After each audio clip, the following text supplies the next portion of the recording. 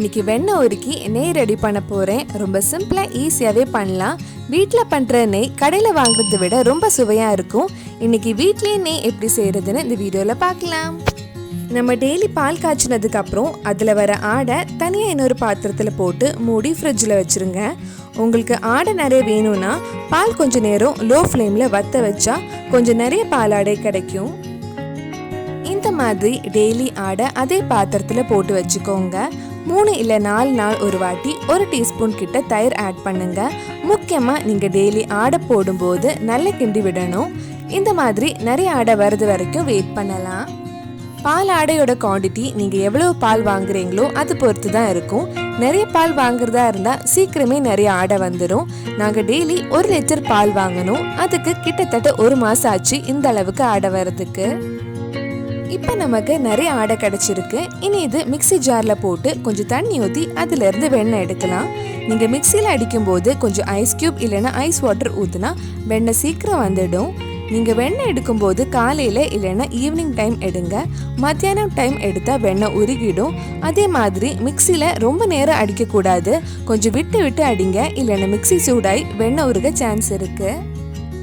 சில டைம் வெண்ணெய் சீக்கிரம் வந்துடும், சில டைம் கொஞ்சம் டைம் ஆகும் வரதுக்கு. அழகா வெண்ணெய் வந்திருக்கு.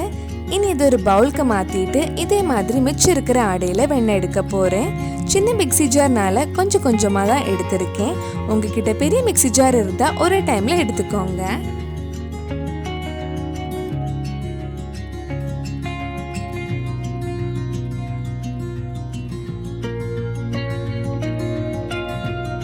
வெண்ணெயெல்லாம் எடுத்ததுக்கு அப்புறம் இது இன்னொரு பவுலுக்கு மாற்றலாம்.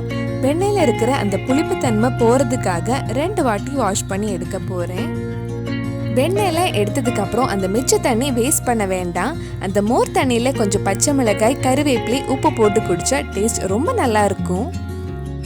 வெண்ணெய் ஒரு வாட்டி தண்ணியில் வாஷ் பண்ணதுக்கு அப்புறம் இது ஒரு கடாயில் மாற்ற போகிறேன்.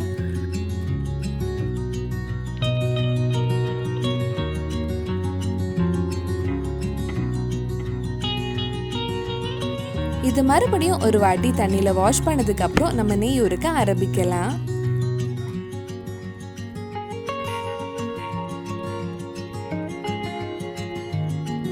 வெண்ணெய் அடுப்புல வச்சாச்சு. இனி மெதுவா இது உருகி நெய் வர ஆரம்பிக்கும்.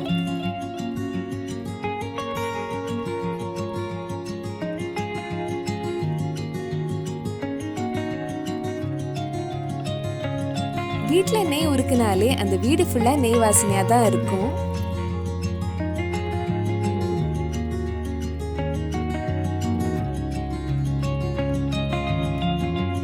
வெண்ணெய் உருகி நெய் அழகா வருது.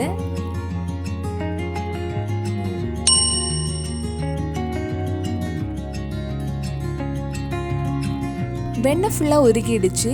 இப்போ இதில் கொஞ்சம் கருவேப்பிலை இல்லைன்னா முருங்கை இலை போடலாம். கருவேப்பிலை நல்லா கிறிஸ்பியாக வந்திருக்கு. இப்போ இது ஆஃப் பண்ணிடுங்க. கொஞ்சம் ஆறுனதுக்கு அப்புறம் இது ஃபில்டர் பண்ணி ஒரு பாட்டிலில் ஸ்டோர் பண்ணி வச்சுக்கோங்க. இது கொஞ்சம் நேரத்துக்கு அப்புறம் ஆறுனதும் நெய்யோட கலர் வந்துடும். நெய் அழகாக ரெடி ஆயிடுச்சு. வெண்ணெய் நிறைய இருந்தால் அதுக்கேற்ற மாதிரி நெய்யும் நிறைய இருக்கும். நீங்களும் உங்கள் வீட்டில் நெய் செஞ்சு பாருங்கள். கடையில் வாங்குறதை விட ரொம்ப சுவையாக இருக்கும். இந்த வீடியோ உங்களுக்கு பிடிச்சிருந்துன்னா லைக் பண்ணுங்கள், உங்கள் ஃப்ரெண்ட்ஸ் அண்ட் ஃபேமிலிக்கு ஷேர் பண்ணுங்கள். நெய் இருக்கும்போது நீங்கள் வேறு ஏதாவது டிப்ஸ் வச்சுருந்தீங்கன்னா அது எங்கள் கூட கீழே கமெண்ட் பாக்ஸில் ஷேர் பண்ணுங்கள். நீங்கள் இன்னும் இந்த சேனல் சப்ஸ்கிரைப் பண்ணலைன்னா மறக்காமல் சேனலையும் சப்ஸ்கிரைப் பண்ணுங்கள். கூடவே அந்த பெல் ஐக்கனையும் ப்ரெஸ் பண்ணால் நான் புது வீடியோ போட்ட உடனே உங்கள் ஃபோனுக்கு நோட்டிஃபிகேஷன் வந்துடும்.